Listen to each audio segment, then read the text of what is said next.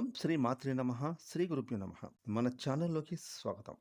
ముందుగా కన్యా రాశి వారి అందరికీ నమస్కారం అండి. ఇక ఈ యొక్క కన్యా రాశి వారికి రాబోయే రోజుల్లో వారు కోటీశ్వరులుగా ఎదగడానికి వారికి వచ్చేటటువంటి 6 శుభ సంకేతాలు ఏమిటి అనే పూర్తి విషయాలను ఇప్పుడు మనం ఈరోజు ఈ వీడియోలో వివరంగా తెలుసుకుందాం. కాబట్టి కన్యా రాశి వారు మాత్రం ఈ వీడియోని ఎక్కడ కూడా స్కిప్ చేయకుండా చివరి వరకు చూడండి. ఎందుకంటే మీరు ముఖ్యంగా రాబోయే రోజుల్లో కోటీశ్వరులుగా అయ్యే ముందు మీకు వచ్చే ఆ శుభ సూచిక సంకేతాలు ఏమిటి? అలాగే మీరు ఎలాంటి విధి విధానాలు పాటించాలి? ఏ విధంగా మీరు కోటీశ్వరులుగా ఎదగబోతున్నారు? అనేటువంటి పూర్తి విషయాలను ఈరోజు మనం ఈ వీడియోలో వివరంగా తెలుసుకుందాం. ఇక వివరాలకు వెళ్తే గనక మన సిద్ధులు, యోగులు, జ్ఞానులు శాస్త్రాలలో సమయాన్ని ఎంతో శక్తివంతమైంది అని చెప్పారు.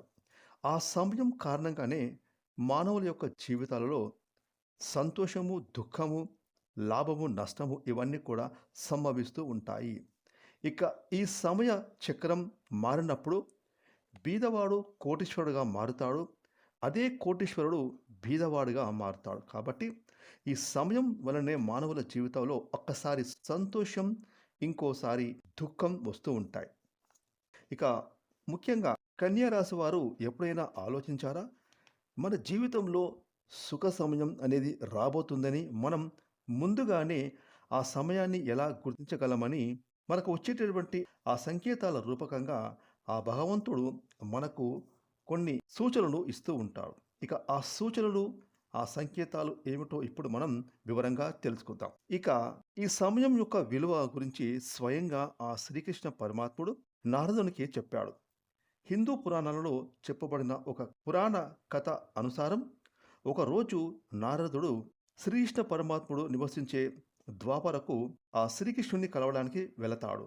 నారదుడు శ్రీకృష్ణుని, ఓ కృష్ణ, ఈ సమస్త మానవులు వారి జీవితంలో వచ్చేటటువంటి సుఖ సమయాన్ని ముందుగానే ఎలా తెలుసుకుంటారు అని అడగా, అప్పుడు ఆ కృష్ణ పరమాత్ముడు నారదునికి ఈ విధంగా తెలియజేశాడు. హే నారద మహర్షి, నేను సమస్త మానవులకు సమయం మారడానికి ముందు కొన్ని సంకేతాలను చిన్నపిల్లల రూపంలోనూ, పక్షుల రూపంలోనూ, అలాగే నా భక్తుల ద్వారా కొన్ని సంకేతాలను పంపిస్తాను. వాటిని జ్ఞానవంతులైన వారు అర్థం చేసుకుంటారు. చాలామంది ఆ సంకేతాలను గుర్తించలేరు. ఓ నారద, అందులో మొట్టమొదటి సంకేతం ఏమిటంటే, ఎవరైతే మానవులు బ్రహ్మముహూర్తంలో వారంతటా వారికే మెలకువ రావడం, అలాగే ఈశ్వర నామస్మరణం దానంతటా అదే జరుగుతూ ఉంటుందో వారందరికీ మంచి సమయం రాబోతుందని అర్థం. ఇక రెండవ సంకేతం ఏమిటంటే, ఎవరికైనా కలలో మిమ్మల్ని చెయ్యి పట్టుకొని తీసుకొని వెళ్తున్నట్లు మీకు కలలో కనిపించినట్లయితే రాబోయేటటువంటి రోజుల్లో వారు అదృష్టవంతులు, భాగ్యవంతులు, వారి యొక్క అదృష్ట ద్వారాలు తెరుచుకుంటాయని, కొత్త అవకాశాలు వారికి రాబోతున్నాయని, అటువంటి సమయంలో మానవులకు నేను సహాయం చేస్తాను.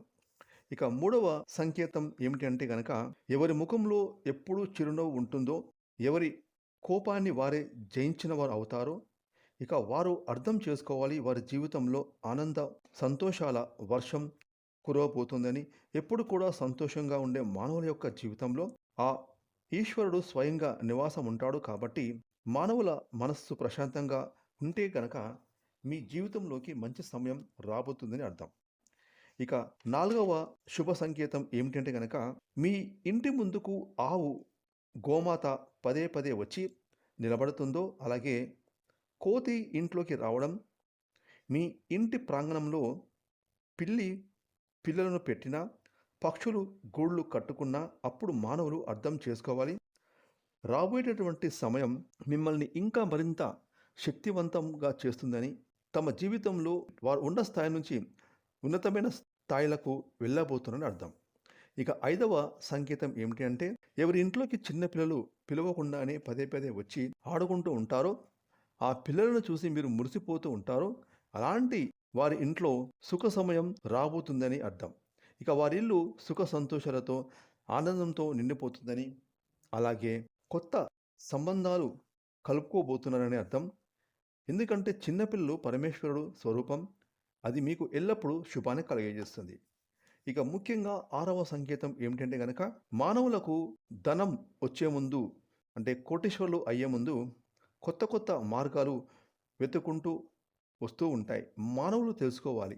వారికి ఉన్నటటువంటి చెడు సమయం వెళ్ళిపోతుందని, దాని తర్వాత వారి ఇంట్లో స్వయంగా ఆ లక్ష్మీదేవి స్థిర నివాసం ఉంటుందని, ఆ సమయంలో మానవులకు సమస్త బాధల నుండి విముక్తి లభిస్తుందని, ధనం ఆ ఇంట్లో స్థిరంగా నిలబడుతుందని, గతంలో మీరు ఎంత సంపాదించినా కూడా ధనం నిలబడలేక ఊరికేనే డబ్బులు ఖర్చు అయిపోయేవి. కానీ ఇప్పుడు ఈ సమయంలో మీ సంపద అంతా నిలబడుతుంది. అదేవిధంగా పూజలో భాగంగా దేవునికి హారతి ఇస్తూ ఉంటాము.